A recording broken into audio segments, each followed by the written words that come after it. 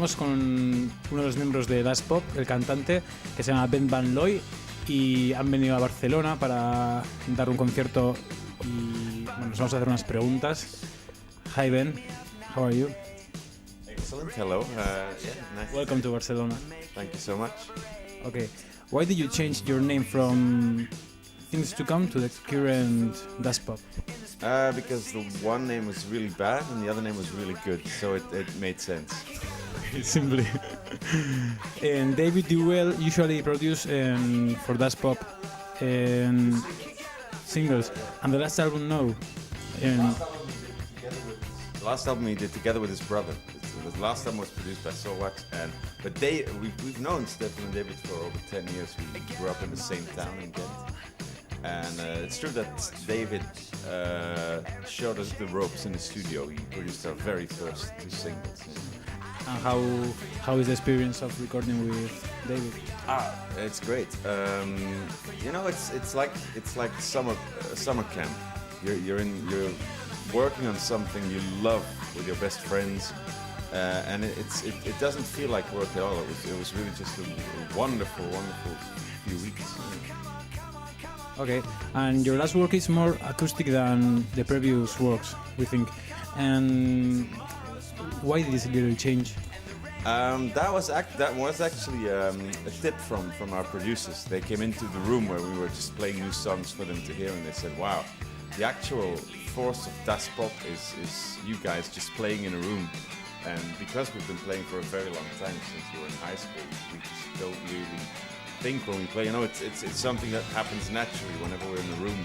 We make music, and they were right, because the record sounds more sparse and more less produced, if you will. It's the songs are much clearer and much easier to listen to and work a lot better, as far as I'm concerned. Okay, and I know that you have toured with different bands and a lot of different styles. How did you feel when you shared the stage with Justice, for example? That was a wonderful show.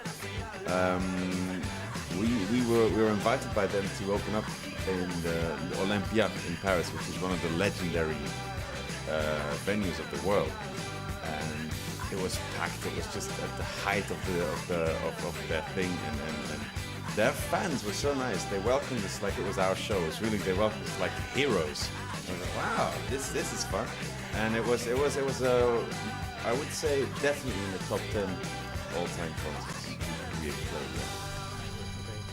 And how was the experience of making the soundtrack of L'Enfant?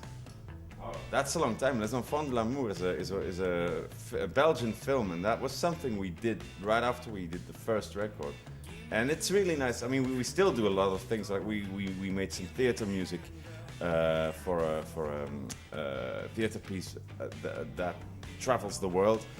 We did it very much like a soundtrack, but it's always nice to work on something that's not 3-minute songs in between albums.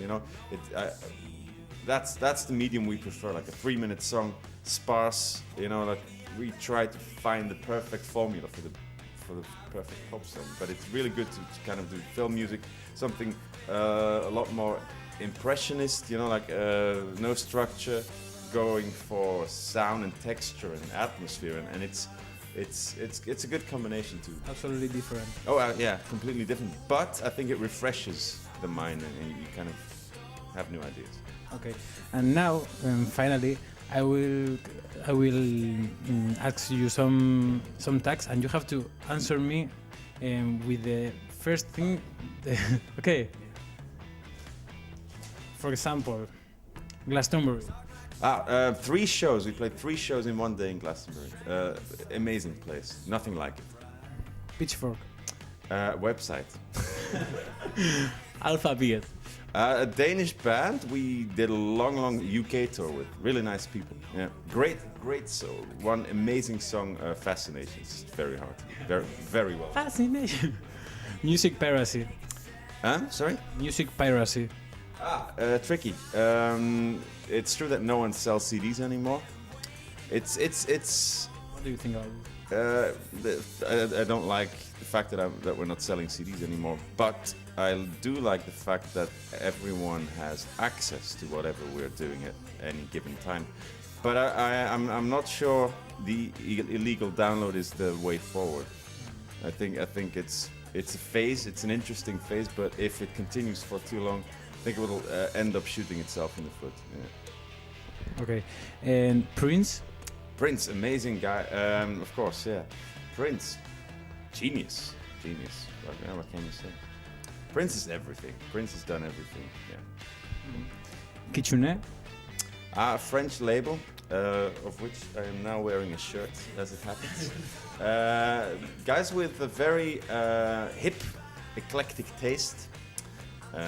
Stylish guys, I must say. Yeah. And finally, 90s. 90s was a time when I was growing up. 90s. Like a band, but 90s was the first time we heard Nevermind by Nirvana, which is, for if you were there, was amazing. It's kind of a shock. But there was also very bad music. Acid jazz, for instance. I don't like to think about that.